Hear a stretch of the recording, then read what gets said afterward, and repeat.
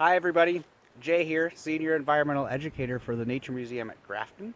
I'm coming to you today from Brattleboro, Vermont, just a short walk away from where I live here. Today we're going to talk about a specific tree. This tree I came upon is the Eastern White Pine Tree. So one of the ways I am able to tell what kind of tree this is first by looking up. Now we see some green leaves. Yes, leaves, even though they're needles, they are leaves. Wow. Everywhere else, our other trees do not have leaves. So we know that it is an evergreen. Then I took a look to the ground and looked around. For one, I saw some pine cones, and then I also saw some of these. So if we take a closer look here at this little piece of a branch of the Eastern White Pine Tree that I found, it has little bundles of needles, okay? So I took one of those needles off, okay, and I counted how many needles there were in a bundle. So if you look here and count, we have 1, 2, 3, 4, and 5.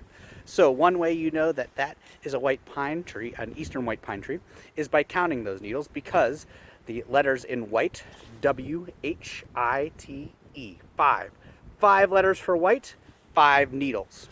Now we can see too, if we take a closer look at the bark here, okay, very kind of rusty, flaky kind of looking bark. This is a pretty old white pine, and it's pretty craggy too. Almost looks like really thick scales, okay?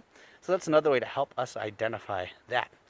Now, a lot of people say leaves are the best way. Leaves are a great way, okay, to learn our trees, but here in northern New England, we only have leaves for about 6 months out of the year. So learning your needles and leaves and bark is really important to help you out for more than half the year out of your trees. Thanks for joining me today. We hope that you'll come back to learn again. And don't forget, never stop discovering.